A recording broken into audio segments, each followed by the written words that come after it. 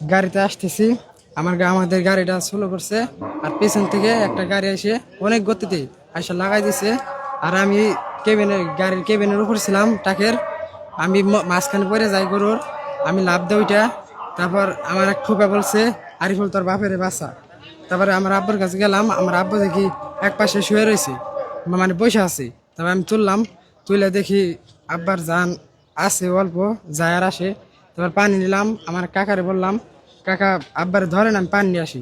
এক টাকে ড্রাইভার আমি বললাম, ভাই আমার পানি দেন, পানি লাগবো।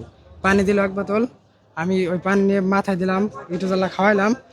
তারপর আব্বা কিছু বললো না, আব্বারে ডাক পারলাম, আব্বা উঠো উঠো, আব্বা কিছু বললো না। তারপর আব্বা মারা যায়।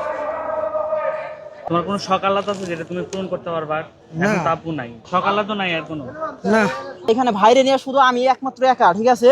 এখানে চাচা ছিল, চাচার আবার ওই হাত ভাঙে গেছে, চাচা আসতে পারতেছে না। আর একজন ছিল অ্যাম্বুলেন্সে ফোন করতেছে, ঠিক আছে। আমি একমাত্র এখানে একা, ভাই এখানে পড়ে রয়েছে। আমি যতই তুলতে চেষ্টা করতেছি, ঠিক আছে, ওই গাড়ি সরাসরি এসে মারি দিচ্ছে, ভাইয়ের বুকের পার লাগছে, তো আমি যতই তুলতে চেষ্টা করতেছি পারতেছি না একলা, ঠিক আছে।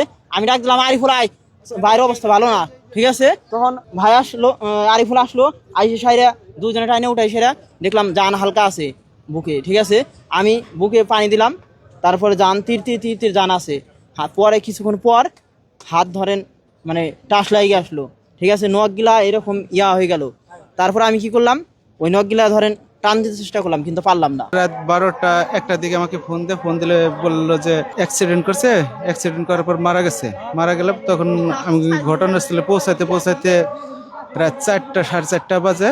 ওই জায়গার নাম হচ্ছে মির্জাপুর দেওহাটা কলেজ গেটে গড়া হাইওয়ে থানায় লাশটা আছে। 2টা গাড়ির জব্দ ছিল, ওখান থেকে আমি পরে লাশ নিতে নিতে সকাল 8টা বাজে। 8টা বাজলে আর গরু আমাদের স্থানীয় যারা নিয়ে আসছিল, যাদের সাথে আসছিল তাদের কাছে দিয়ে দেয়। পরে আমি লাশ নিয়ে বাড়িতে চলে যাই, আমি এবং আমার শালা আরিফুল। শ্বশুর মারা গেছে, সংসারে পুরা মানে একেবারে ডাউন হয়ে গেছে, একেবারে অচল অবস্থা। সংসারে পরিশ্রম করার মতো কোনো লোক নাই। আমার শালাটা তাও ছোট বাচ্চা, হ্যাঁ, নবম শ্রেণীর ছাত্র, নবম শ্রেণীতে পড়াশোনা করে।